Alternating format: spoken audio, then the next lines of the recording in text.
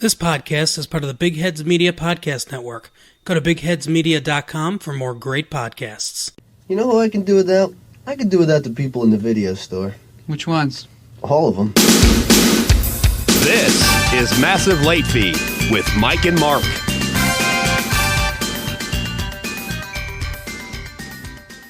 Well, hello everyone. Welcome back to Massive Late Fee. My name is Mark. With me, as always, is my co-host Mike. How you doing, Mike? Not too bad. How about yourself? Good. We've had a good week here at Massive Late Fee. As always, we're doing stuff. Mike and I have been watching things. We've got things in the planning stages of, different things that we're thinking about doing, different things we're thinking about bringing you. So, I guess look forward to that. But news. I've only got a couple pieces of news today, Mike. One, I guess I'll start with top news, or whatever you want to call it. Mario Lopez got into some pretty big trouble, I guess, for some words that he said on Candace Owens' podcast. Instead of just going by what what different articles told me was said on the show, I decided to listen to the actual podcast so I could see what he said. And so basically, what he said was that he was disturbed by, they was talking about parenting. It's funny because he did sort of like, he said, my brand basically is the 5 F's: family, faith, fun, fitness, and I don't know, something else. Fucking. I don't know what. I don't know what the other one was. But it's so weird to think for him to talk about himself as if, the way he lives his life is a brand. It's just odd to me. But I guess that's what, being a celebrity since you're 10 years old, that's the kind of attitude that you have. Anyway, so he was talking about family, and he said he was sort of disturbed by the trend of parents allowing their children to choose their gender, like at 8, 9, 10, 11 years old, kind of those ages. And he basically said that he thought that kids were too young to make those kinds of decisions at that time. And the entire world went insane over it, because that's what the world does now. I read an article that said that his comments were not only stupid, they were dangerous. Here, that's NBC Time Magazine's headline.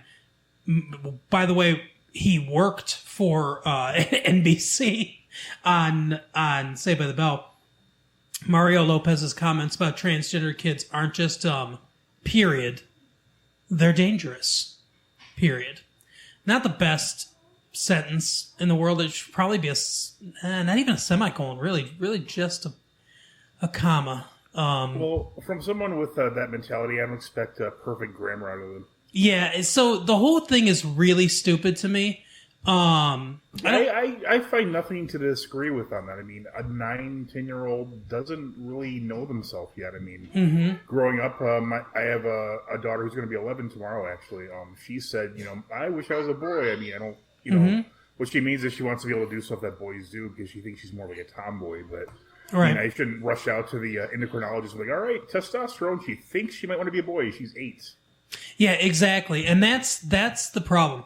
I have no problem with transgender people at all. If I believe this, and this is my belief. I don't have any scientific evidence that has been found, but I believe that as they continue researching, they probably will find this. I think that there are people that are born mentally one sex, and maybe, certain hormones that appear in the brain mentally one sex, and they are born biologically the other sex. And that's what transgenderism is.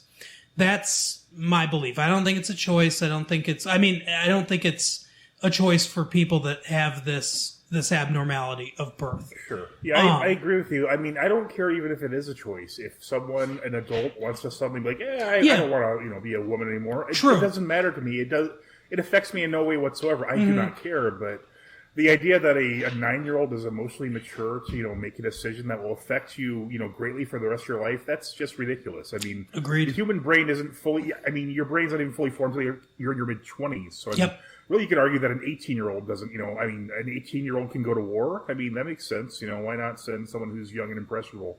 Right, no kidding. I mean, you don't see a lot of, 30-year-olds just like, what I think sounds like a good idea. I'm going to join a new religion, or I'm going to, go to war. I mean, that's, the more mature brain generally, realizes how risky such things. Yeah, exactly.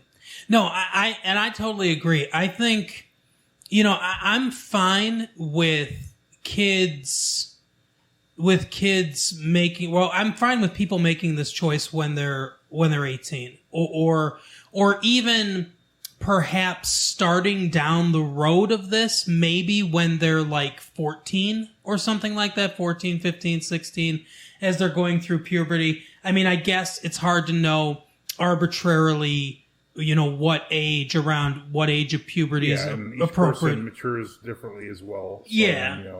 But I mean, like with the, Bruce/Caitlyn Jenner, I mean, she was like, 60 something? Yeah. I mean, so it's like, you never, and then finally it took you that long to be like, okay, I'm going to, make the full on switch or whatever. Mm-hmm. Yeah. So, I mean, it's like, I think it's a decision between the parents, I guess, and the kids. I don't think there should necessarily be, but I mean, even at like 14, and I know I probably sound backwards to a lot of you people listening, but it gives me a little bit of the heebie-jeebies. And it doesn't give me the heebie-jeebies in the fact that transgendered people do, because they don't. It gives me the heebie-jeebies in, if, think about the stuff you wore. I know it's different, but think about the stuff you wore when you were 14.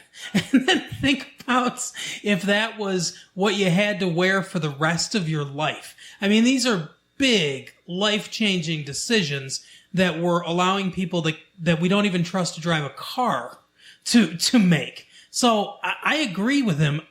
Because he cited specific ages, and because he wasn't just saying in general transgendered people. And that's the thing. The nuance of what he said gets lost in this rush to condemn, and that's the bad part about the whole thing. I don't see anything that he said that was wrong. I think that the choice I think either the choice or the reality, accepting the reality of you being a transgendered person is something that takes a while to come to grips with. It takes, I remember when I was a kid, like when I was very young, 6, 7, 8 years old or whatever, I used to say like, oh, I'd like to be a girl, because I thought being a girl would be like glamorous and stuff like that because of stuff that we see in TV. And my sisters, one time dressed me up in my mom's dress, and they took a picture of that when I was like 5 or 6 years old that they thought was hilarious. Now, had my parents said, oh, you want to be a woman, and then started leading me down that path because I was impressionable at that age. Sure. And your brain is not mature at all. Yeah, then I might have gone down that path, and knowing what I know about myself now, I know that wouldn't have been the right decision to make. So it's very dangerous, like doing, you have to really use some restraint, even if you think that your child is transgendered or whatever. What worries me about it is it seems like it's almost becoming a trend, because if it is a disease, well, not a disease, but if it is a disorder of birth, like I think it is, much the same way as like homosexuality, not disorder is probably the wrong word, but an abnormality because that's not the norm. Normally most people are heterosexual. A percentage of the population is homosexual and has been throughout history. It's the same thing, I think, with transgendered people, but the percentages are low. And it seems like we're seeing a lot more than maybe the percentages would bear out. So yeah, but you could also make the argument that maybe people are more comfortable, admitting it. Like, with the whole police brutality, like a few years ago, it's like, right. Oh my God, there's suddenly all this police brutality. It's like, no, there's always been this police brutality, but everybody now has a cell phone and a way to instantly transmit what's happening. That's a solid point, yeah. But I think people need to be careful, and parents need to be careful out there. Obviously don't take everything your child says completely seriously. I understand, it's weird. Like, some people just want to be, not that I don't want to be friends with my children, but I want to direct them properly more so than that. I mean, yeah. If you're, too caught up in, like, pop culture and, I mean, I just think you need to, I would not give hormones to a young person. It's just a bad idea. Yeah, I know. Yeah, that's one of the things that kind of gives me the heebie-jeebies is when they talk about pre-pubescent giving them hormones so to stop puberty because they think they might be transgender. And I'm like, oh my God, but then how do you know? Like, if you don't actually go through puberty and those hormonal changes never take place, then how do you know? It's choosing your gender is not, it shouldn't be just we're all born gender neutral and then you just get to pick whichever one you want. Maybe that should be how it works. And when you get to be an adult, you can just pick whatever. And that's the future that we're going to. And if that's I don't think science is quite there yet. Right. But it's just kind of like, you know what I mean? Like, if you're never going through those hormonal changes, then how do you really know? So, yeah, a lot of that stuff kind of bothers me or whatever. If anyone out there thinks that we're idiots and wants to have an actual civil discussion about this, come on. I am more than willing to talk about this because I'll be the first to admit that I'm not incredibly, learned on this topic. Mario Lopez, was forced to apologize, obviously. And then this thing comes out saying his comments are dangerous, which I think is so stupid. Not having the discussion is what's dangerous. He didn't say anything like that these people were evil or anything like that, or these parents were evil, just that it bothered him. Basically kind of the same things that we're saying, that doing this stuff, is bothersome to him because he's not sure that it's the right thing to do. And I think it's a conversation all of us, should be able to have without fear of losing our jobs. Let's go on record saying that I really don't care about the whole transgender thing at all. And I don't mean that in a shithole way. I mean, it just doesn't affect me. I mean, if that's what you want to do, go ahead and do it. I really legitimately don't care what you do with your own body. Exactly. So I'll move on to the last story I have. I just had the two stories today because I figured we'd go a little bit on the Mario Lopez thing. Kind of recapping the story that we started covering. Well, that we found during our Keeping Current with Mike segment. Aesop Rocky is going to be freed or has been freed. Yeah, he's already back in the United States, and I think his hearing is going to be on the 14th of August, but he says he's never going back to Sweden, so fuck you, Sweden. You lost, Sweden. Yeah, though I'm not happy with the government. Apparently put some sort of pressure on Sweden. I think that's a shitty thing to do. I mean, we wouldn't want the Swedish government, as shitty as they are, to do the same thing if Hans Burgerberger had counterfeited Swedish fish or something like that. Exactly. No, I agree. I agree. It's not putting political pressure or whatever on the Swedish government is probably not the best thing to do. Yeah, Aesop Rocky says he's not going back to Sweden. I mean, I don't blame him for wanting to go back. The more I hear about it, he kind of seems like he might be kind of guilty. I hate to take Sweden's side. I'm not taking Sweden's side. But I'm saying, I wouldn't be shocked. I mean, it's not. I mean, I don't think 6 months in a Swedish prison is anything close to being a hard time. No, I wouldn't imagine. You get those massages every day. You probably know how to make pastries when you're done. Mark, this might be a first. If not, it's within the top 5. But I have a news story for you. Oh my gosh! Okay, go ahead.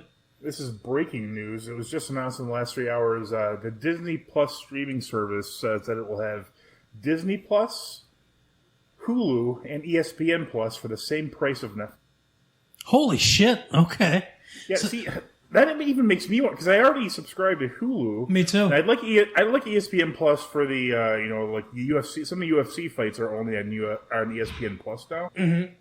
So I mean that alone would probably be worth it. And I'm sure I'd get some some other baseball games. Not that I want to watch a Detroit Tiger baseball game right now, right? But if I wanted to, it's not much more than I'm already paying, which really pisses me off because I don't want to support Disney in any way whatsoever. I know, but they make it so easy for you. And it becomes harder and harder too because they own everything.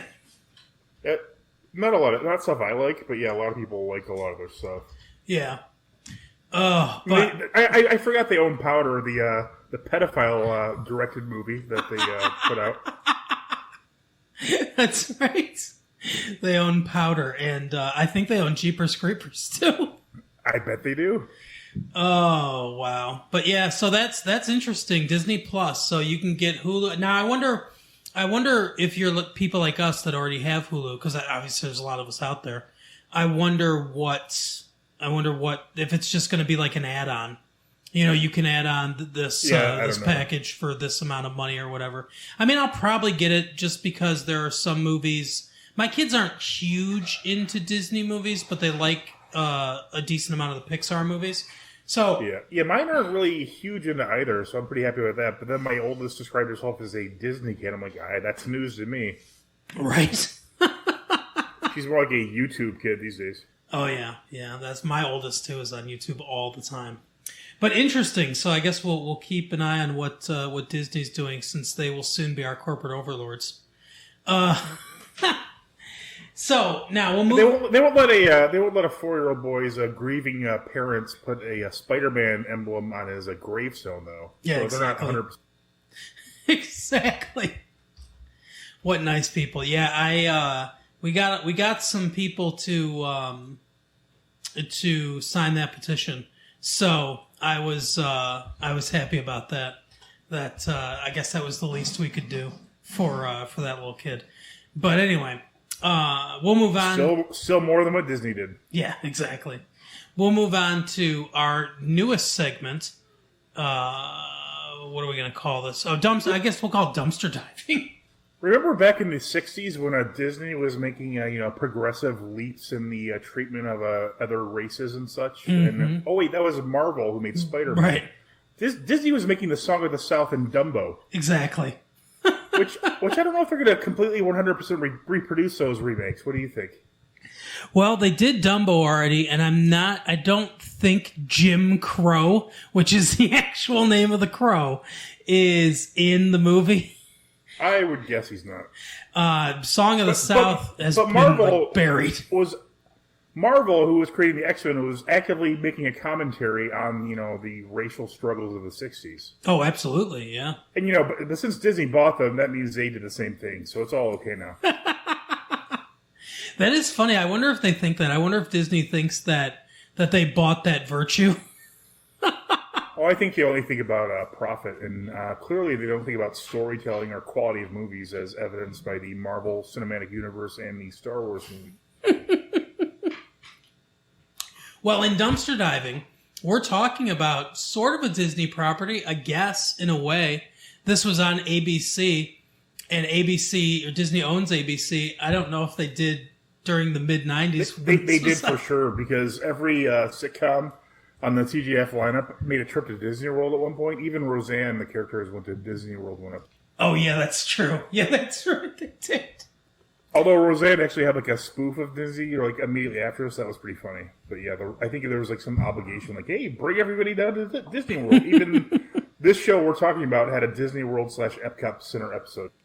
Yeah, so we're talking about Family Matters, specifically Season 8, Episode 7, the first of 2 appearances during a Halloween episode of this show, Family Matters, of Stevil, a puppet that Steve Urkel made, I guess.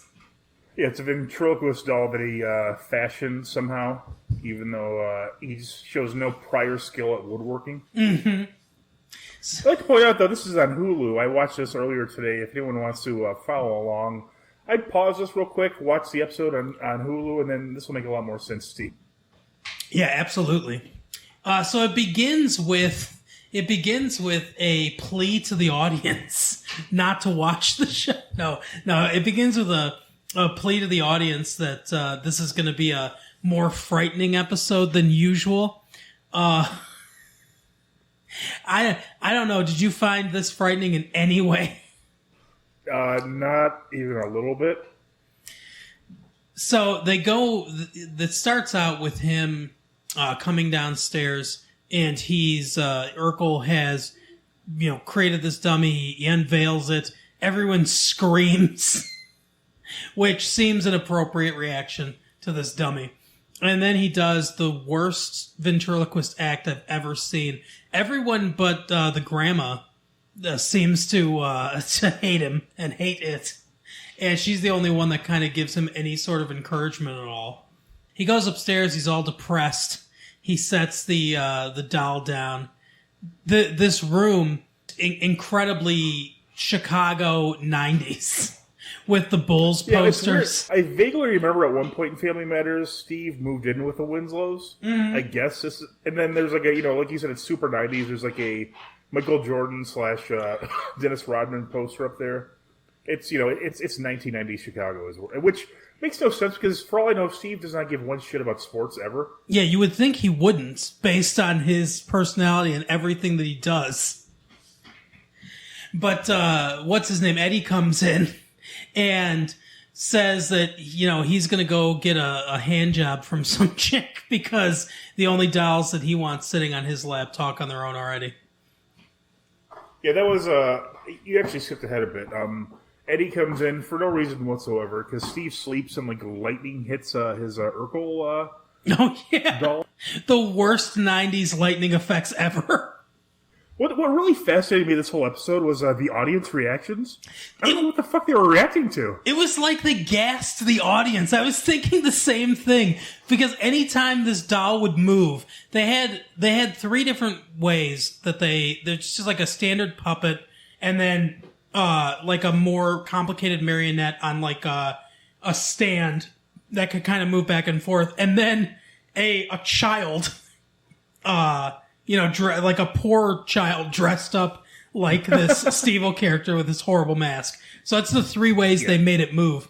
And it was very obvious when they had a child. Oh yeah, absolutely.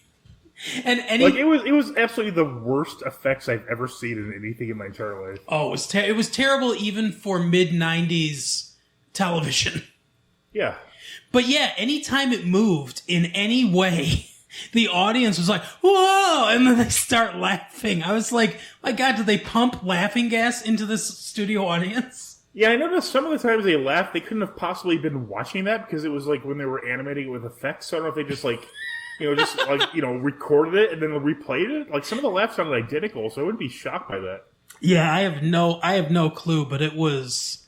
Yeah, the audience was something else in this episode. Yeah, and they laughed at if you notice, the biggest laughs are at the worst jokes. Like they make whenever they made a terrible pun, the audience was fucking shitting their pants with laughter. Oh yeah, and I'll tell you, that girl that plays Laura should have received some sort of honorary award for being able to deliver those lines with a straight face and not blowing her brains out.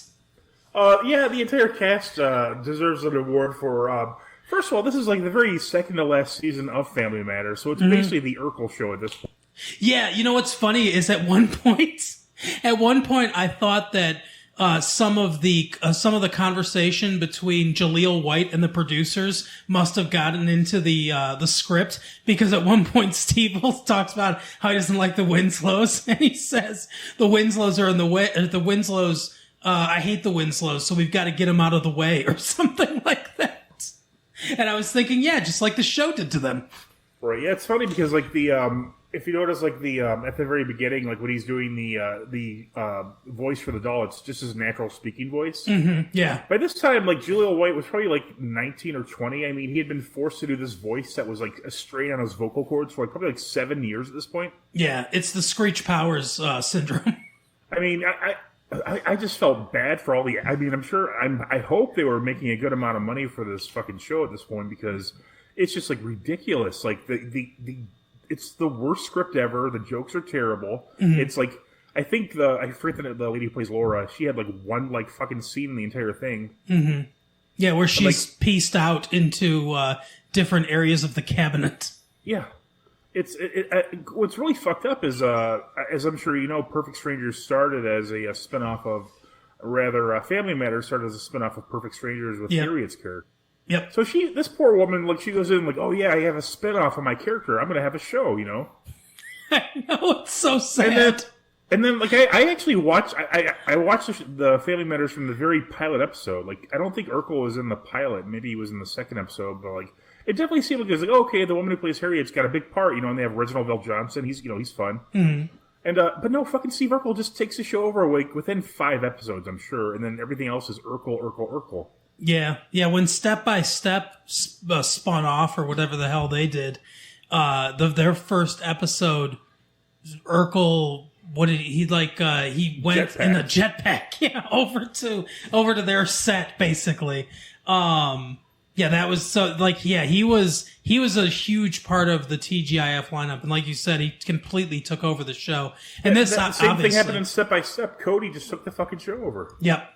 And this obviously is sort of an extension of that, because it's all about Urkel and all about, and everyone else is dumb. And I understand that they're playing it up, but it's also just kind of how the show became, because, you know, Eddie comes back from his date or whatever, and he's sitting reading a magazine, and this voice that sounds like the devil comes from the chimney and says, "Hey, come over here." And he decides, oh, I'll just walk over there and see what's going on. And he goes, Santa? Like, 100% seriously. And the crowd just fucking loses it on that line. Like, that's like the funniest shit they've ever heard. Yeah, so everyone has become a caricature, basically. But yeah, so Stevil comes to life, starts taking out all the different members trying to take out all the different members of the family. He gets Eddie, like I said, that's the first one that he gets. Then cut to him on the street in a car that I think is supposed to be comically small for the time. But that's actually Steve Urkel's. Like I said, I was a big fan of Family Matters. That's Steve Urkel's car. It's like a version of like a modern smart car. It's like some Yugoslavian or something like that thing. But yeah, that's Urkel's car. Yeah, so he's chasing after the 2 kids who had gone out trick-or-treating, but he doesn't kill them. He simply spackles them into a wall. They're dressed as Jordan and Rodman who they had dressed for as Halloween, and they perfectly fit with the poster that we've never seen before, so it makes perfect sense. Yeah, but he just spackles them into the wall. It makes no sense. See, I'm confused there. I'm thinking, I'm not sure if they're implying that he's put them into the picture itself. Oh, okay. So, like, he's some sort of supernatural entity. Yeah, and just the effects are so fucking... I mean, it would make sense that he's supernatural with what he does later with, like, Laura and Carl, but... Oh, that's true. See, I'm really conflicted, because this is, like, the entire plot of this episode is the worst fucking, like, most hackneyed plot you've ever heard in your entire life. It rips off the Twilight Zone in several different areas. Yep. The entire basic premise is, obviously a classic Twilight Zone episode, which has also become a big mainstay of, like, what is it? R.L. Stein's Goosebumps. Like, there's a dummy in there. Yep. It's the exact same fucking thing, which is, directly ripped off the Twilight Zone. Mm-hmm. Then later, as we see, Harriet turns into a Jack-in-the-Box at one point, which is, again, right from the fucking Twilight Zone. Yep, it is from the what's it called? It's a Good Life or something like that? Yeah, It's a Good Life is the Jack-in-the-Box one. Yep. I mean, it's just like the worst plot. It's the worst dialogue. I legitimately feel bad for all the actors in this when I'm watching it. Like, me too. Reginald VelJohnson, I love him and everything else I've seen him in. Classically trained, too. Yeah, I just hope he's making a good amount of money for this, because, I mean, he has earned it at this point. Just have to sit there and see fucking Jaleel White, like, go on with this fucking high-pitched voice that he's outgrown, like, 10 years ago. Seriously, the Jack-in-the-Box effect from 30 years ago from the Twilight Zone is better than the one in this show, somehow. Oh, but yeah, the whole thing is terrible. Laura is in 3 different pieces. She's the next one to get got. I mean, like so few of them actually die, but they're just some horrible fate happens to them. And then Carl becomes a puppet himself, activated by Stevil. Oh, you mentioned that he, in a very overly dramatic scene, he names himself Stevil, which is weird. Yes, because he says he likes being evil or something like that. Yeah, I'm legitimately not sure if that was, like, intended to be comical or not. I really, like, that's the whole thing about this entire episode. I don't know if it's supposed to be funny or not. It's very bizarre. There's 3 different parts of this episode where Urkel or Stevil, which is basically Urkel, looks directly at the camera after saying a line. Yes. That's too many fourth wall breaks. It's pretty off-putting. But, yeah, so, and what's funny is Stevil controls, what's his name? I can't think of his name now. You just said Carl. Carl, yeah. He controls Carl. Based on where he's sitting, I'm afraid to know where his hand is to control him. But yeah, so he turns him into a puppet, and then the only one we don't see anything bad happen to is the grandma. She's just gone. Yeah, she did her one line and she was gone for the week. Yeah. But then at the end of the episode, it turns out that it was all just a dream and that Urkel had just dreamed it. And it says some disturbing things about how he feels about the Winslows. You're incorrect. He wakes out of the dream and then Eddie tries to kill him with a blender, and then it turns out he was in a double dream. Oh, yeah. Yeah, that's right. It was the dream within a dream. Yes. Oh, God. Have you ever heard about the origin of the Cosby Show? No. Like, initially, when they were going to film the Cosby Show, I guess Bill Cosby's character was going to be like a plumber. Okay. And I'm like, okay, let's do like, and he's like, yeah, no, that'd be, we often see like this, the African American experience like done through like a blue collar lens. Let's do it white collar, and we'll have it, that'll be more interesting. Okay. I kind of feel like Family Matters as if they had made the other decision. Like, okay, we'll just do like a blue collar standard sitcom. It's like, it's such a generic sitcom. Like, it seemed at the very beginning you might have something interesting to say, but then they just never went ahead and said it. Yeah, no, you're totally right. It is almost like the Cosby Show if they had gone blue collar and then inexplicably added a show breaking element in a horrible over the top character. Like Steve Urkel doesn't fit into that show. No, he's like a completely different universe of a character. Yeah, absolutely. And it's so weird that they brought him on. And then he became so popular, they made the show basically all about him because if you look at every other character, you can see the bones of a fairly serious, it's still funny. It's still a sitcom, but they have some serious things to say. And these are real people leading real lives, and stuff like that. But yeah, this character is completely outside of all of that. They even had like an episode where it was like about gang violence. Like the aunt who suddenly was gone one season, she opened a restaurant called Rachel's, and like a gang showed up and like did tagging, and like there's like a whole like heartfelt scene about gang violence. And then the very next scene, Urkel is invading the gang. That's not the word I'm looking for. Infiltrating the gang. So it's like, what the fuck? They're like, oh shit, that's pretty dark. And then like, hey, I'm Urkel, I'm a gangster, and of course he's wacky and. He's Urkel. Seriously. And it was probably between episodes where he stepped into the magic machine he built to make himself Stefan. God. Oh, so that is our dumpster diving for the week. Interesting episode. Now we'll move on to keeping current with Mike. This is where we plumb the depths of pop culture, gossip, all that stuff to see what's going on. Mike, where are we going this week? Fuck it, let's do it live. We're going to, what was that? Not Access. Inside Edition. Inside Edition, yeah. Are they still around? I think they are, oddly enough. All right. But no, I found the mythical column that I thought existed. Okay. I constantly insist there's a TMZ Sports, which I don't think is an actual website. Uh-huh.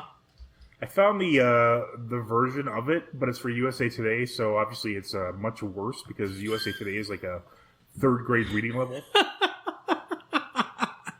Nice. But regardless, it's like, like sports gossip, which is kind of fun. Okay. See, I actually mostly know who the characters are in these ones. Oh, yeah, me too. I'm sure. For example, the first popular story, Andre Drummond is preparing for the NBA season one beer at a time. Nice. Obviously, being from Detroit, we know that Andre Drummond is the not quite to his potential center for the local team. Yep. Who they can't trade for some reason because they insist on making the playoffs in the 8th seed because that's valuable. Yeah, exactly. I mean, $22 million or $22.12 million. It's cool.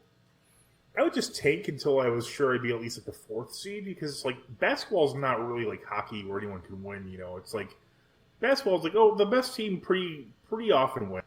Yeah, absolutely. Like, there's no, random bounce of the basketball. I'm like, oh, shit, I got a 4-pointer. That doesn't happen. It's usually the best team or the team that wants it the most will win. So, yeah, Andre Drummond, apparently he's drinking a lot. I don't really know. I don't care that much. Hopefully we'll cut him or trade him. I actually know a little bit about this story. Just a very little bit. But I believe the reason that he does it, that he drinks one beer a day, is to make his caloric intake. To make his daily caloric intake. I don't know why he can't replace that with something else, but I mean, it's an easy, quick way to do it, I guess. Yeah, but he says his chef has told his personal chef because he does make $22.12 million a year. My guess is, am I correct in guessing that he's in a contract year then? Now that he's finally fucking giving a shit about his nutrition. I'm guessing he probably is. Yeah. Let's see when his contract is up. Well, that's old. Yes, he is. Oh, there's a shock. Good. That's all I can say. Yeah. So hopefully something happens. Hopefully we don't re-sign him is what happens. Yeah, or they trade him or something. And, Andre Drummond would be a really, really, really good player and a good piece to a championship team. But they don't have a championship team. Yeah, he's not really someone you want to have to rely on. No, you can't build a team around him. You need, other stars around him. He's a very good role player. He's not a superstar. No. He's still being $22 million though, and that's the NBA for you. Yep, absolutely. And good for them. Make as much as you can because you're not going to be able to play forever. I have no problem at all with players chasing dollars in professional sport. No, me either. I mean, especially in the NBA or baseball, there's no salary cap in baseball. In the NBA, the salary cap is so kind of flexible that it usually doesn't really matter. The only way it would affect your fandom or whatever, I guess, is in the NFL where there's a fairly hard salary cap if you want, they need to worry about their money the most in the NFL. No, I know, because it's not guaranteed. Fucking murdered and CTE'd and, whatever. Absolutely. No, I know. I definitely, I'm always with you on that as far as players getting paid. If players aren't getting paid, then the billionaire owners are just making more money. I mean, that's the money's there. They should get it. I totally agree with that. Yeah, I'm for college getting paid as well because me too. People always make the argument that they get a free education. Well, they're only going there so they could play. They're not going there for the education. If you could opt to take money instead of the education, I'm sure most of them would just take money. Yeah, and they can't work. There's lots of restrictions and all that stuff. And they're the bottom line is they're making a ton of money for the university. They should get some of that. They're selling their likeliness too. They have jerseys with players' numbers on them with no name. Yep. They have NCAA, basketball and football games where you know who the character is, but you can't. It doesn't officially say it's them. Yep. It even looks like them. They're making money off the players. Absolutely. Yeah, they are for sure. Oh. Yeah. So our next story is Drake's concert included an enormous NBA Finals trophy. Well, I know Drake. And a lot of people think he's a tool bag, for arguing with players and stuff. I think he's just having fun. I think it's funny. I enjoy him on the court. Obviously, he's a huge Raptors fan, or by his tattoos, anyone who's recently won a championship fan. Yeah, no kidding. But yeah, he's from Toronto, I believe. I know he's Canadian. Yeah. And so obviously with the Raptors winning this year, good for him. I've never seen Degrassi. I know he's on that. And then I know, obviously, I honestly don't think I could name one of his songs, but I know him. Like I could point him out in the street. That's how that's how much celebrity culture invades society. I know exactly what he looks like, and I know what his name is, and I know he's from Toronto, even though I've never heard anything or seen anything he's ever done. But yeah, so I know he was at a lot of the games. I think he sat next or near. And I remember there was a big controversy. I want to say with maybe Rihanna or something like that. They used to date or something. I don't know. And people were like, "Oh, are they going to sit next to each other? Are they sit by each other at the NBA Finals and all that stuff?" And yeah, I don't know whatever happened with that, but I remember hearing about it. Yeah. But yeah, so, whatever, good for him. You won your Toronto Raptors NBA Finals trophy. You'll win in your entire lifetime. Congrats. Yeah, good job. And then you lost your best player. So... and probably your third best player, too, but yeah. Yeah, absolutely. So that's how it goes. But good job, Drake, and enjoy that championship trophy in your videos while you can. And my next, I think it was a concert at the Gullion Inflatable, but my next story is hilarious. I love this story so much, and I think you'll know why immediately. Uh-huh. I'm going to have to say this without laughing, so I'll have to focus here. Marlins apologize for invoking Steve Irwin's death in Twitter feud with the Rays.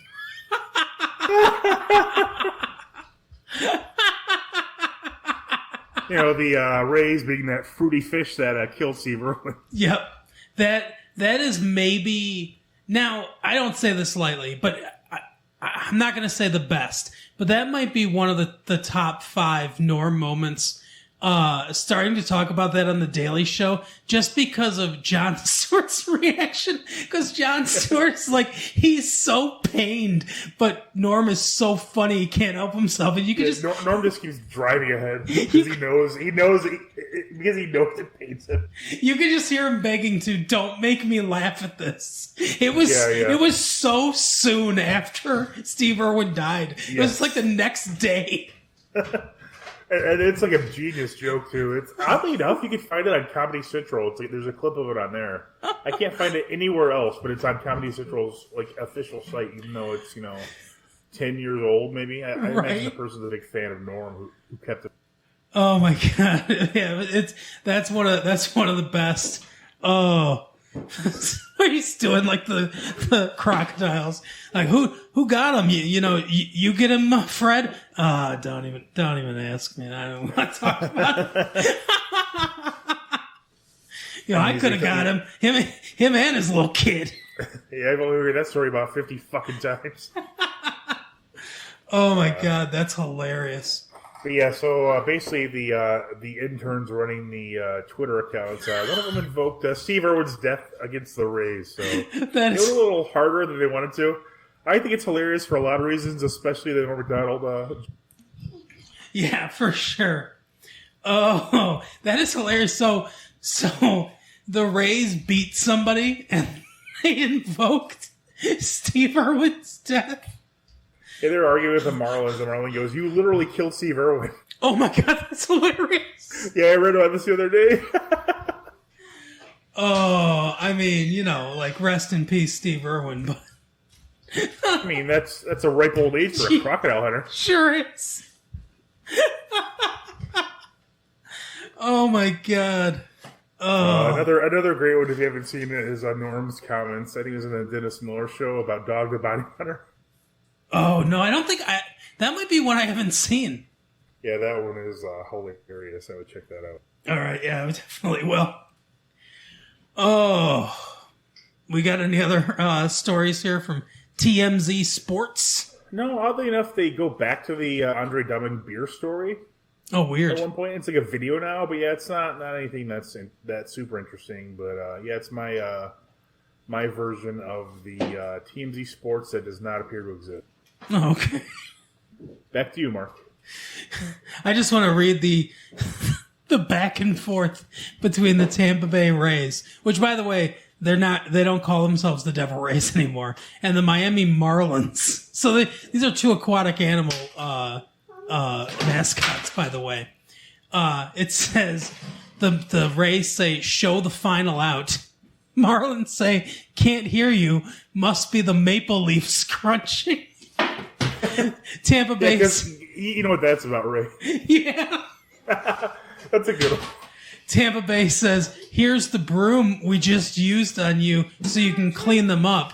And then the Marlins says, "You're literally the animal that killed Steve Irwin. Log off." Oh, that is a quality feud between interns over Twitter, though. I love it. It's funny how no one on the Marlins team thought that was going too far. Oh, but anyway, so we will move on to our Parents Guide game. Mike, I guess, even though we don't keep score, I'm going to say that it's my turn to go first. So I got two movies pulled up for you. Here is the first one under sex and nudity. Two men are shown bare-chested. Go on. That's it. Basketball. No, not a bad guess, but no. But not a good one? Well, it's not basketball, so I guess not. I'm going to give you the warning. I had a little help with these ones. I'm running out of movies that I know for sure you've seen. Okay. I know you watch more movies than I do, but I can only kind of speculate in some cases. So my wife gave me a little help on these because she knows some movies you've seen. So keep that in mind. You got it. A woman seductively fondles a man's crotch with her toes under a table. Later, the woman embraces the man, pulling her leg up to his thigh and holds it there as she pleads to him. I know this movie already.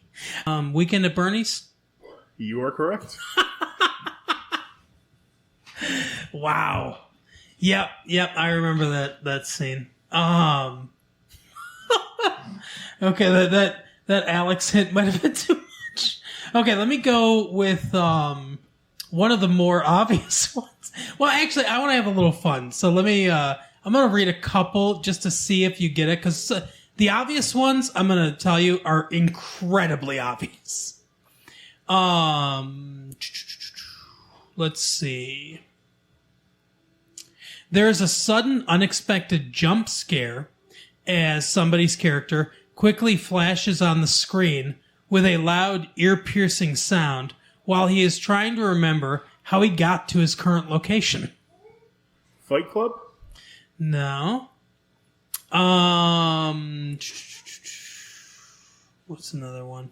A man's wrist is broken as he falls backwards out of a window, implying that he dies. Die Hard? No, that's a really weird way to do that sentence. Okay, I'm just going to read this one. This one might give it to you. Peter is bitten by a spider, which leaves him with a big bite mark on his hands.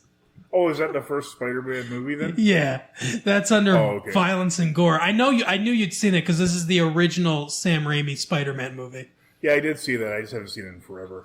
But most of the ones are like the Green Goblin imply this. I like this one a lot. The Green Goblin implies he may rape MJ to Spider-Man.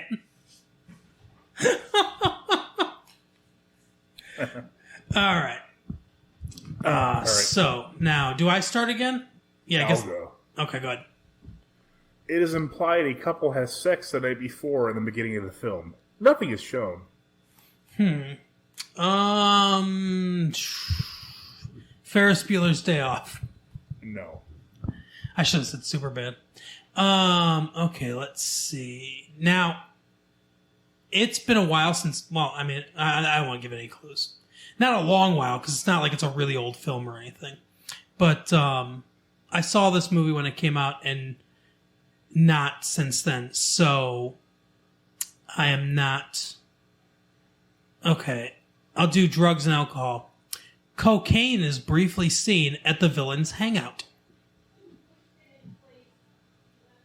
And the other one under drugs and alcohol is a man makes and uses marijuana briefly. Is this The Crow? No. A guy gets punched very hard in the stomach and drops to the floor.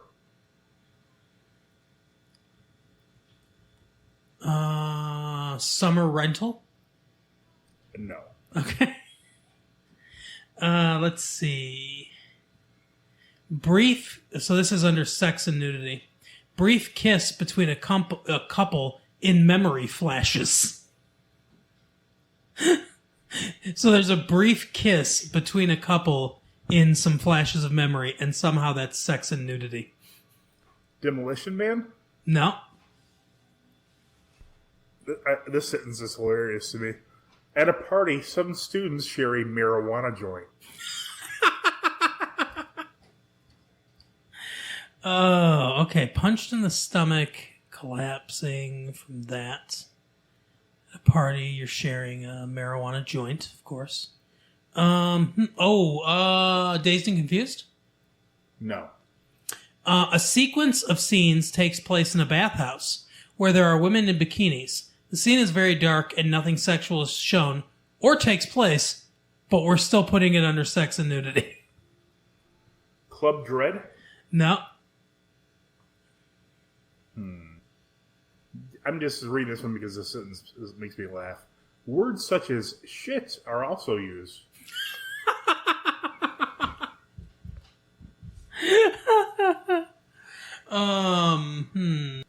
Stand By Me. No. A man is shot through the ear, and then in parentheses, blood spurts. This is a Tarantino movie, I'm almost positive. Is it Reservoir Dogs? No. Racial slurs such as the N-word with the hard R on the end are used. Oh, wow. Okay. So, punched in the stomach. Passive marijuana. And they're using the N-word. Hard R at the end. Yeah. That narrows it down.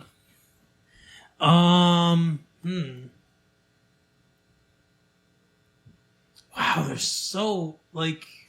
You watch a lot of movies that hard R there, Mark?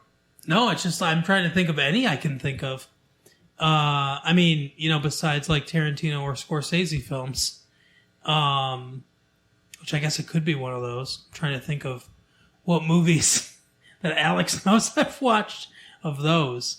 I will say... I don't think that happens in this, but is it Jackie Brown? No. Okay. Despite having lots of shootouts and stabbing overall, it's not that graphic with how fast it is. Most of the time, the violence boils down to a gunshot and a small mist of blood. Natural Born Killers? No. Two guys make jokes that can be considered racist throughout the movie. So it's a really racist then. Two guys make jokes that can be considered racist throughout the movie. Is it Friday? No. Okay. Two men... Nope. Yep. It's not racist in that context. Oh, okay. Two men fight in the rain. One of the men gets stabbed with a knife, but stabs his opponent back, killing him. The fight is not graphic, but intense. due to how the setting is in the rain and how the protagonist is injured. Wow, I have no idea what this movie is. It's intense because the setting's in the rain and the protagonist is injured. Is it, hold on, is it Die Hard 2? No. I guess that's snow, not rain, huh? Yeah, that's true. A young man is beaten in jail by racist football fans. It happens off screen, but his beaten face is shown in the next scene.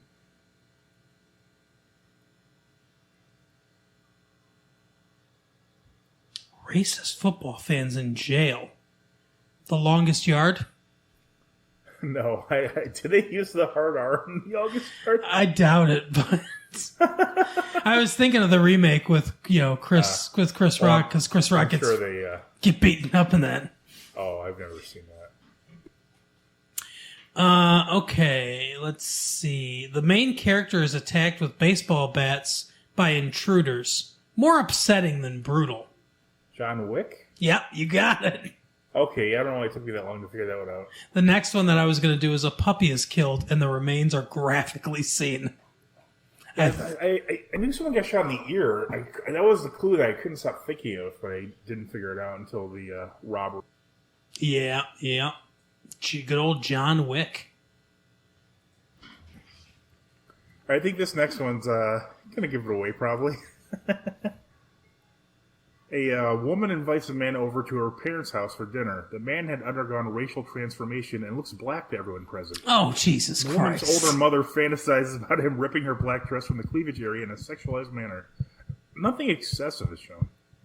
Soul Man. Yes. How did I not get that? Especially after the Two guys making jokes. Yeah, I should have gotten that for sure. Yeah.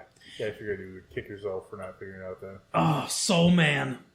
Well, speaking of, I was going to say speaking of the hard R, it was such a good transition too. But first we got to do a promo. Well, first we will love to do a promo. So last week we did a promo for somebody. A great podcast on our network. And this week is no different. It's another great podcast on the network that you will love to hear because they do the best work in the world. They're doing God's work. Oh, you know what it is? God's work? Our new religious charity podcast? Actually, this is a podcast that we really like. You may have heard their voices here before. It's RJ and Rachel, the Skeptical Skeptics. That's our promo this week. So absolutely, unlike usual when we're just bullshitting, absolutely go and listen to the Skeptical Skeptics. Yeah, we really enjoy their podcasts. Not just the ones we were on either. Yeah, what a great show that is. So here's the Skeptical Skeptics. Hi, everybody. I'm RJ Metzger. And I'm Rachel Metzger. And we're the Skeptical Skeptics. Each week we talk about all the crazy things in the world, ranging from the paranormal to Bigfoot to UFOs. And we look at it from the perspective of the believer, the skeptic, and everything in between. So come check us out on the MSC Podcast Network. Or go to skepticalskeptics.com and follow us at SkepSkepPod on Twitter, Facebook, and Instagram.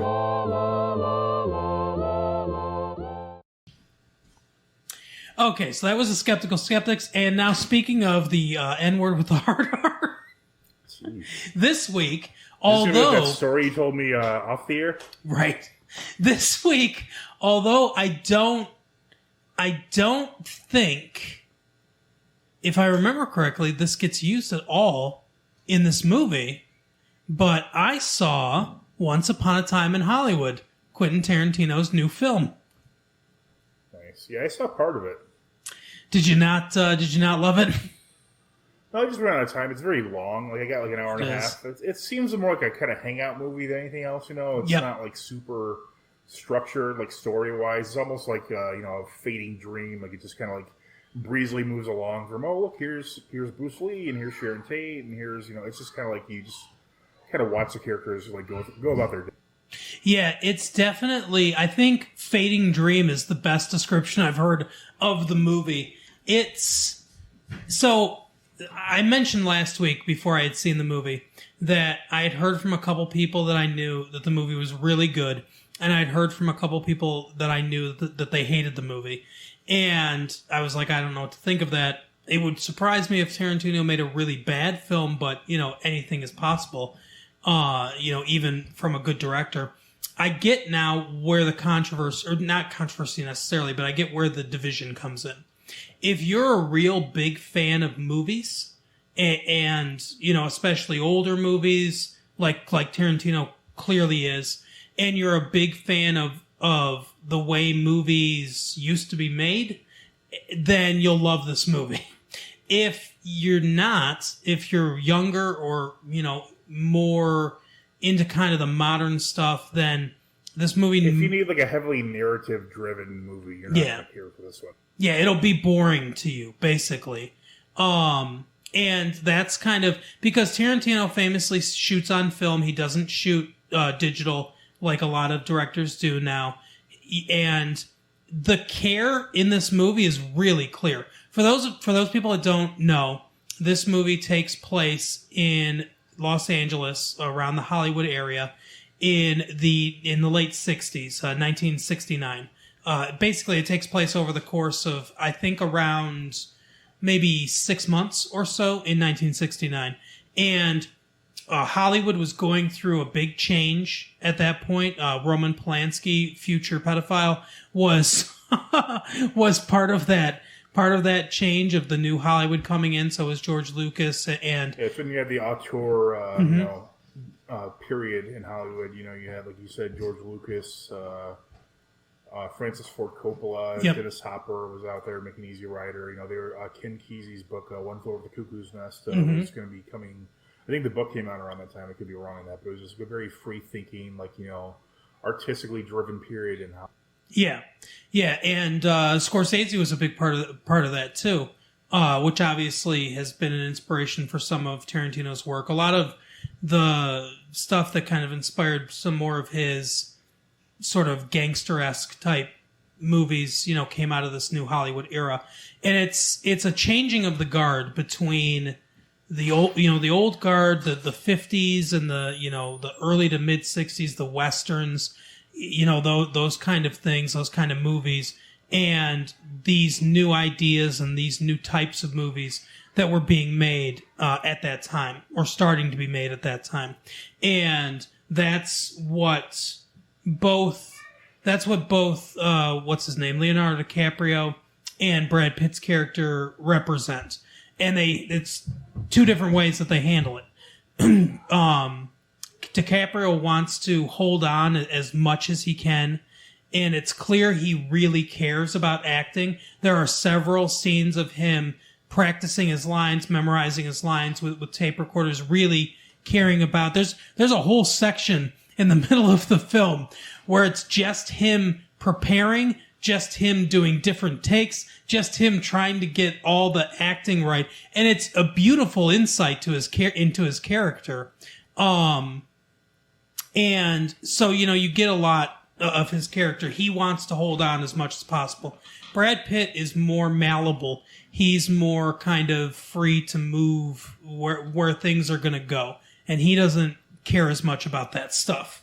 Yeah, I think Tarantino does a great job with Brad Pitt's character, especially like in the opening, scenes when he's at his home feeding his dog. Like, I don't know about you, but I was very much on the fence as to whether or not he was also going to be eating the dog.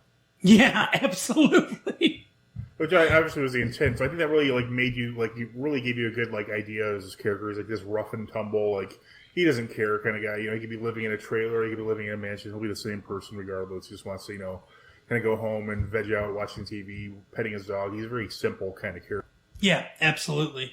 Which is kind of interesting because if you think about it, during that era, the cowboy characters were in fact just like Brad Pitt's character. They were just very simple, no motivation, no gray areas, that kind of guy. And then that's, he's like a throwback in this movie, which, comes up in a very violent and real world inspired way against the, the hippies and the people who are really trying to change.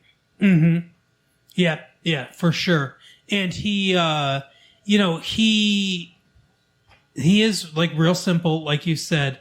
And he has some he has a checkered past. He's been in the war. He was, like some people call him a war hero or whatever. That gets thrown around a little bit in the movie, but even more than anything else, that it's revealed at one point that he's a stuntman. He is Leonardo DiCaprio's stuntman, and DiCaprio's on a set of this movie that he's filming, or TV show that he's filming, and the Green Hornet, I think. Yeah, and at first he's on the Green Hornet. So I guess I'll go back to the beginning real quick. At the beginning of the film, there's this excellent scene with DiCaprio and Brad Pitt and Al Pacino in a bar where Al Pacino's playing this agent or manager, and he's basically saying to DiCaprio's character, look, there, you used to be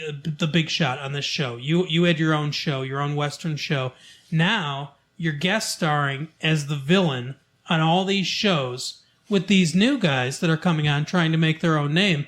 And what they want to do is they want to show the new guy punching you as many times as he can, because that says to the audience, here's the new hero. He's taken out the old hero. This is a changing of the guard. That's why you keep getting these things. You should go make Italian westerns, which Leonardo DiCaprio. And if anyone's seen any of the Italian films from this era, the late 60s, early 70s, there are a lot of them that are absolute garbage.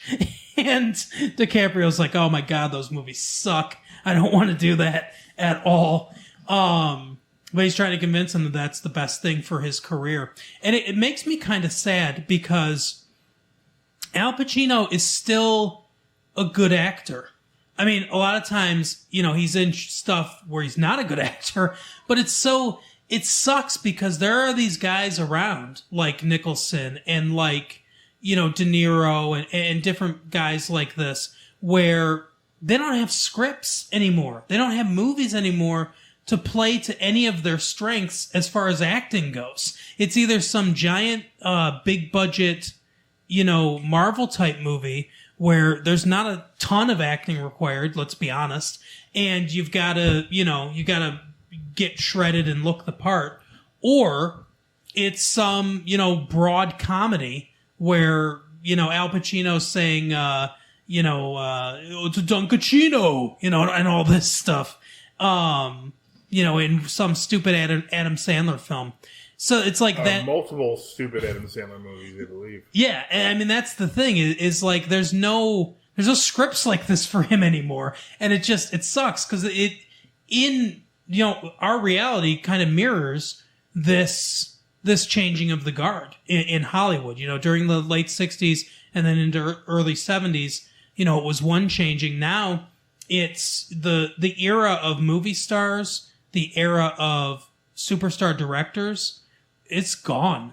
I mean, look at what beat this movie at the box office was the Lion King remake, a CGI fest of a movie that already exists.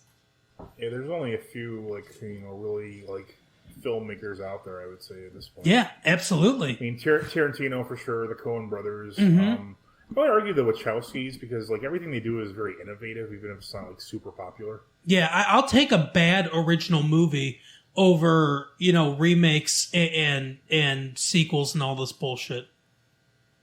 I mean, there's more. That's just the few I've. Yeah, I mean Scorsese's still out there. There's still some. I would say that what's his name, Alfonso Cuarón is. He did Children of Men. He did Roma. I would say he's a very good filmmaker that's still out there. There are some, but Darren Aronofsky. Yeah, Aronofsky. Yeah, Aronofsky. Yeah, he's definitely in that group. Yeah, Paul Thomas Anderson. Yeah, Kevin Smith. Yeah. Kevin Smith, I think, is still original. In spite of some of the, listen to Mark's review of Yoga Hosers, you'll see what we're talking about. That's got to make the clip of the year. I think that's my favorite thing that's ever happened on the show. But yeah, so there are still some filmmakers out there, and there are ways you can find those films. But for the most part, kind of the era of the filmmaker, the era of the movie star is passing away because those movies don't make the big money anymore. Jaws isn't, the biggest movie in the world anymore with Robert fucking Shaw, as one of the leads. And, like a guy like Spielberg, directing it. That's just really Roy Scheider, Richard Dreyfuss. There's a great cast for the whole movie. Yeah, absolutely. And yeah, so those movies aren't, even that, it's like, it's down from that basically. And I don't want to. Don't sleep on Mr. Holland's Opus. Oh yeah, I like that movie. Actually, my wife introduced me to that movie. Yeah. But anyway, so those movies aren't making money anymore. It sucks. It's either really broad, dumb comedies or these giant Marvel movies where you don't even need a director. Honestly, well, you could argue those are remakes of the comics. I mean, they're not original. Exactly. Yeah, and that's a big reason why you don't really need the director. It's all storyboarded for you in a comic. And then you just animate half of it. Yep. So, yeah, it's sad. And that's why so many of these movies feel like they're done by a committee, because they are. I mean, that's how they're made. Yes.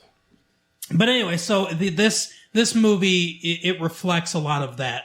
And it takes this time period when there was another big change to kind of highlight a lot of it. And it does that really well. And another thing that I really like about the movie is the attention to detail that Tarantino puts in everything. Yeah, that's obscene in this movie. Like, there's ads for the time period that are appropriate. Mm-hmm.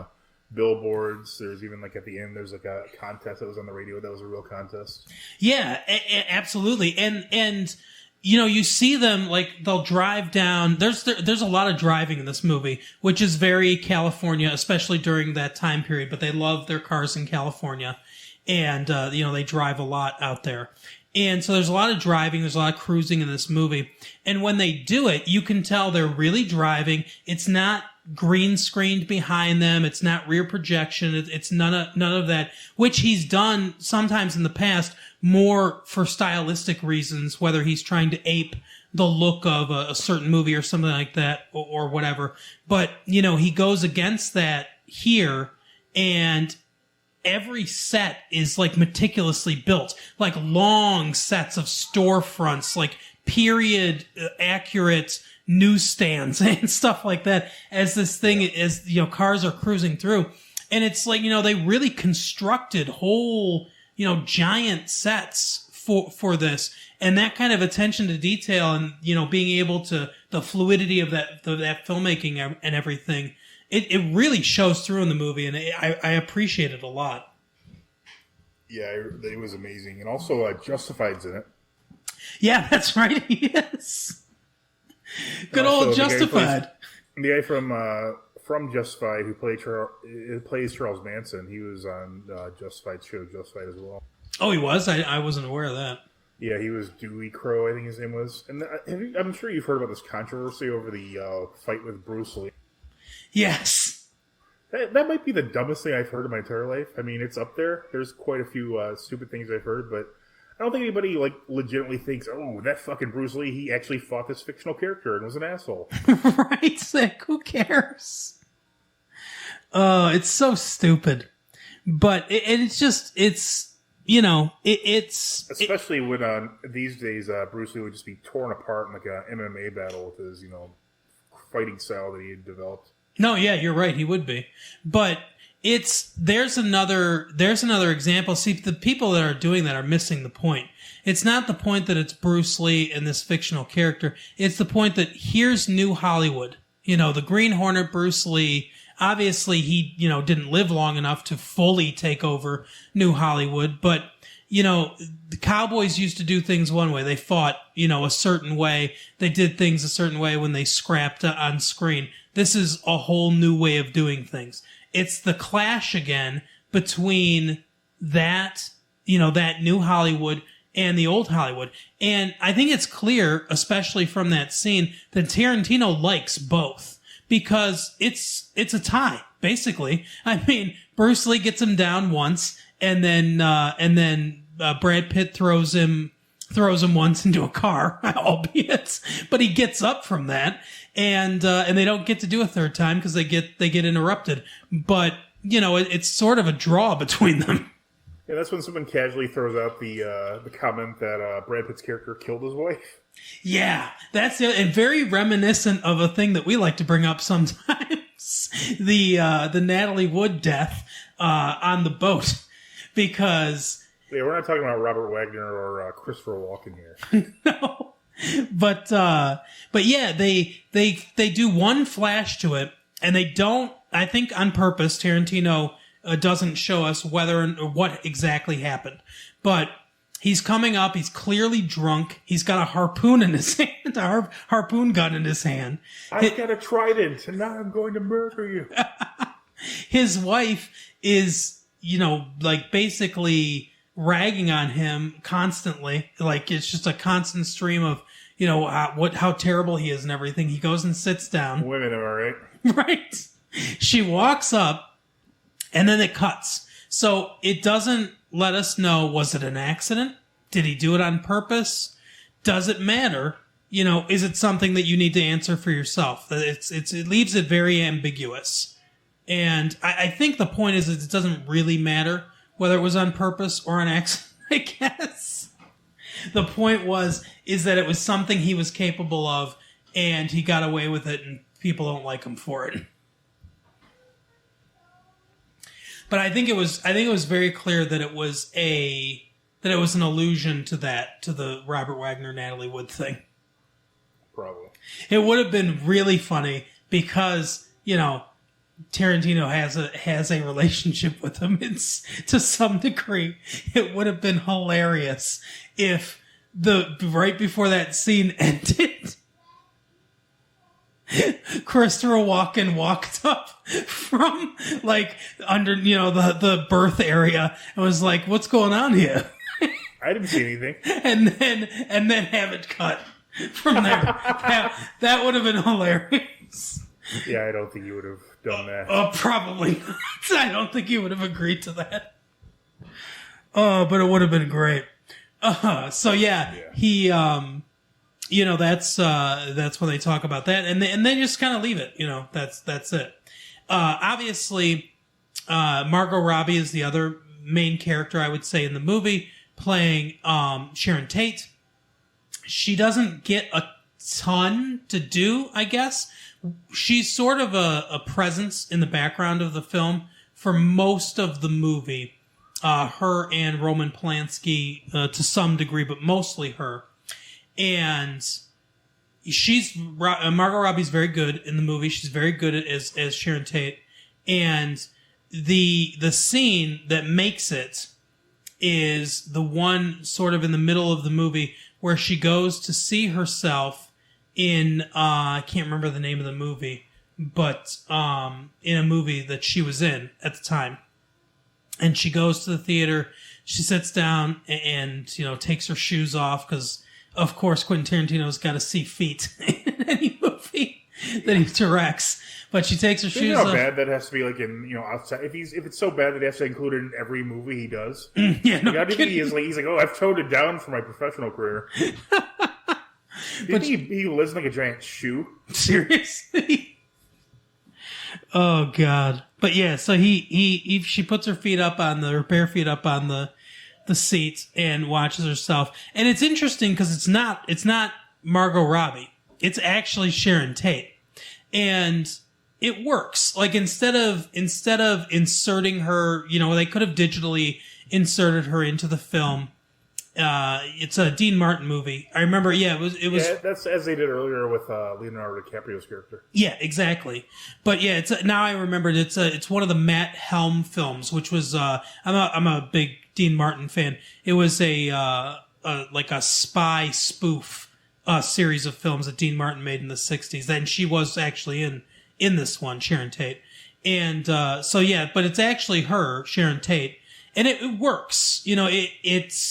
It's clear that it's not Margot Robbie and it's actually Sharon Tate, but in the spirit of the scene and everything that's kind of going on and getting an insight into Sharon Tate and her character and kind of almost like letting the audience fall in love with her, basically.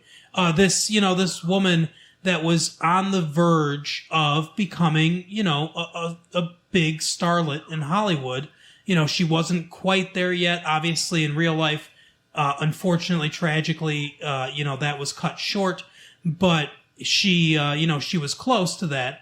And, just watching her enjoy and laugh at, what's going on and everything. And it all kind of worked together really beautifully. And it's you don't need dialogue to make that scene and to make that connection. It's really very good filmmaking, I think, on Tarantino's part. Oh, for sure, yeah. Yeah. It's reminiscent of Jackie Brown to me, just like the way it's kind of like a breezy kind of movie, like you kind of like just like kind of hang out with the character, it's kind of, let's see what they're up to, it's not like, oh my god, I have to get the MacGuffin over here before this happens. It's just like, yeah, they're just kind of like, hanging out, like living their lives. Exactly. And so, the other presence in the back of this film is the Manson family. We see Charles Manson once, when he comes to the house and asks for Terry, which is a real life event that happened. There was a record producer that lived in the house before Polanski and Sharon Tate bought it. And Manson, obviously, he had some connection to Dennis Wilson from the Beach Boys, and some like loose connections there, and some connections with other people in the music industry. And he was looking for him, and was informed that he had sold the house, he didn't live there anymore. And that was, kind of when they planned to do this crime that they ended up doing, killing Sharon Tate and her friends there at the house. And so we see him basically just that one time, and then we see Squeaky Fromme. We see some of the other members of the Manson family, these teenage hippies that are living at this abandoned Hollywood studio, which is another, I know that the Mansons aren't part of New Hollywood, obviously, the Manson family, but, sort of that, like that element and everything is, one of the things that's kind of, and the stain of what they did and everything, affected New Hollywood, affected the country. And, they're at the vestiges of the old, which is shut down, this old movie studio where they used to film. And so Brad Pitt, he confronts them a little bit there. He goes to see if the guy that owned the place is okay, if everything's okay with him, if, he's like, wants to make sure that everything's all right, and he has allowed them to stay here, which he basically says he did. Played by, Bruce Stern, right? Yeah, that's Bruce Stern. Very small role, but, he's good, obviously, as always. Yeah, I think it was originally going to be Burt Reynolds. Oh, okay. That makes a lot of sense, actually. But yeah, so, he has a little encounter with them. It's kind of hilarious if you recall the old SNL sketch where they were auditioning for Pulp Fiction. Oh, yeah. And one of the characters was Burt Reynolds, played by Norm. Yeah. So he actually, you can kind of picture that scenario going, this whole picture going to be about murder and stuff? Yeah, exactly. But so he, that's that's probably the most in your face until the end that the Manson family is. Other than that, it's just kind of around the surfaces. Which is, like nice. It's like a menacing presence. Most of the people that are going to watch this movie are aware of, what actually happened with Sharon Tate and everything. We see her, at first, as it's starting out, it's February, and she's not pregnant. Obviously, then she gets pregnant. Like I said, I think most people know that, she was almost fully 9 months pregnant when they murdered her. And her child, and heiress to the Folger fortune, and the other guy that was there while Polanski was in Italy finishing the filming of some movie. But anyway, so you see her pregnant. It's like a ticking clock kind of thing, and the tone of the movie starts to sort of change a little bit as we get closer to that event, and Brad Pitt's character buys a cigarette laced with acid from one of the Manson hippies who tries to come on to him, but when he actually confronts them at this movie place, it's because he gives her a ride there, and she asks if he wants her to suck his dick while he's driving, and he says, "How old are you?" And she looks at him and says, for our purposes or whatever, I'm 18. And he says, "You got any ID that says that?" and basically says that lots of women have tried to get him arrested for sex, and no offense, but she's not going to be the one to do it. That's funny that slots have. So he he buys a cigarette laced with acid from her. They, eventually DiCaprio goes to Italy, films these movies. They do fairly well, but it's still Italian cinema in the late 60s, so it's not the best. And DiCaprio basically says, "Look, it's over for me. I'm going to retire. We're going to sell the house. We're going to, use that as savings, and then we're just going to try to, live just normal lives, basically. And I'm not going to be able to afford you anymore." Because he's a stuntman, but he's also kind of like his assistant and his gopher and all this stuff. And he says, "Oh, we're going to have one last night," basically. He gets married to some Italian woman while he's in Italy, a co-star of his that doesn't get much in the way of character development, really. But I think is there for a specific reason I'll get to in a minute. But so they go to have this party. They make margaritas and everything. Brad Pitt takes his dog for a walk while he smokes the acid-laced cigarette. And DiCaprio comes out. He hears the car from the Manson family and basically says, "Hey, get the hell out of here, you hippies. Your car's all loud and everything." And Squeaky Fromme and the other ones, they say, "Hey, isn't that guy that was that cowboy on that show?" And basically they say, "They taught us violence when we were a kid. Let's teach them violence now." So they decide, instead of going to Sharon Tate's like Charlie Manson wanted them to, they're going to go to DiCaprio's house and kill him instead. Which is a divergence from, the actual history, obviously. And it's maybe, I don't even know if I can call it a criticism. It's the one thing that's sort of, because it's so much like Inglourious Bastards, what happens at the end of the film. But at the same time, knowing what the Manson family did, knowing how evil, all that shit was, it is really satisfying what happens. So it's hard to really quibble with it, but they come in there. Brad Pitt comes back. They've got DiCaprio's out in his pool, kind of listening to music while he's drunk, and his wife is in bed sleeping because she's jet lagged from the trip from Italy, and they see Brad Pitt. They pull out the gun. They pull out their knives, and he's like, "Oh, what the fuck's going on here?" And he stays real calm, like he does through the whole thing. He basically makes a click sound with his mouth to the dog. The dog that's been so sweet the entire movie, but was just waiting for this one instruction. Dog fucking goes after them, bites the guy in the crotch. Brad Pitt takes the opportunity to rush them. In the meantime, they had gotten the Italian woman, the wife, out of the bedroom, knife to her throat and everything. Brad Pitt, rushes over there, grabs Squeaky Fromme, really just bashes her fucking face in really hardcore against the fireplace. It's a lot of violence, a lot of over-the-top gore, a lot of the Manson family just getting the absolute shit kicked out of them.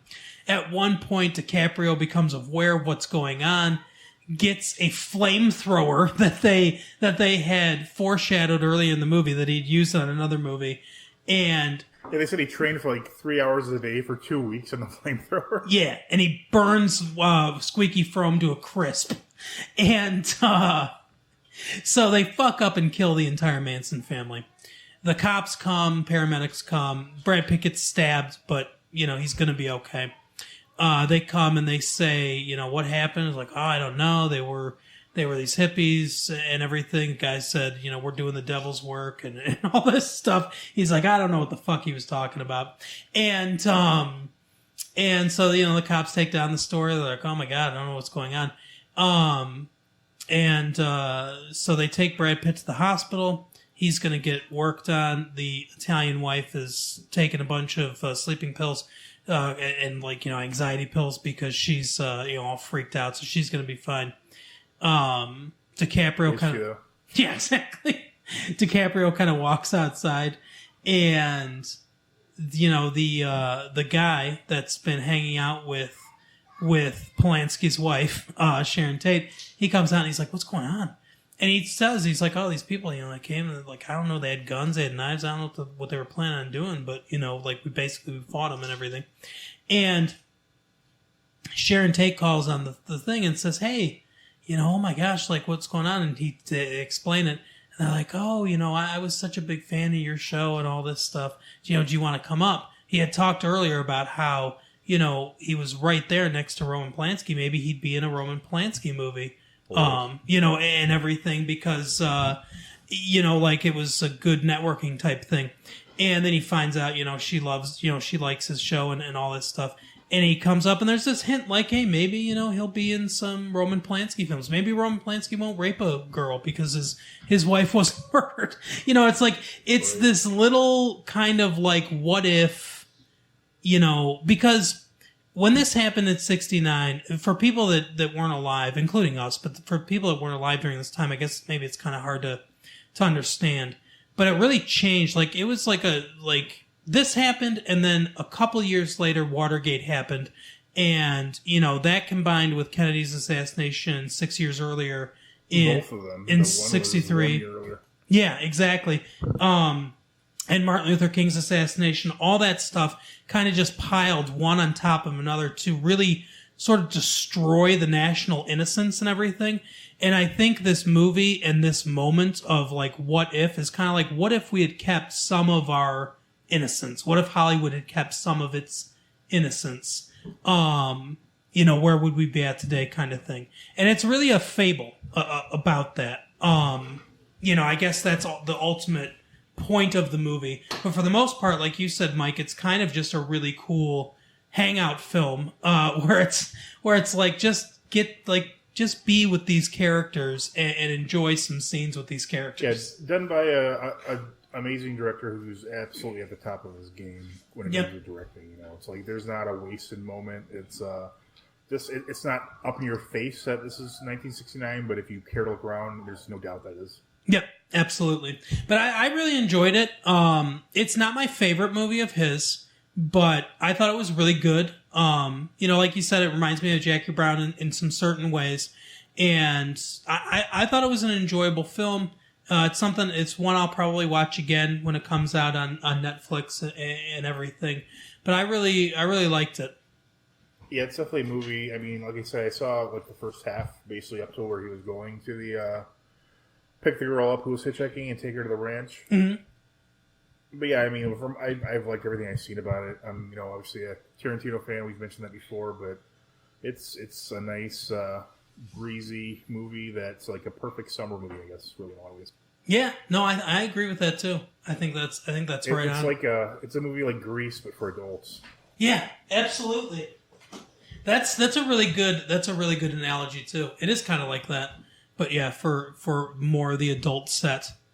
Yeah, and I like that. Like the Coens, Tarantino doesn't ever underestimate his his viewers. He doesn't think oh god, I have to cater to the lowest common denominator here. He makes intelligent movies, that he just assumes you'll understand. It's not he understands that the audience isn't going to really believe that this crazy stuntman stopped the Manson murders or anything like that. But he knows that you want to play with the movie, with the time, with the genre. Yep. It's like a nice pastiche of westerns and the auteur kind of era of filmmakers, and just like Tarantino, just it's almost like a documentary of like an idea he had. That's how well translated the movie is. Yeah, no, I totally agree.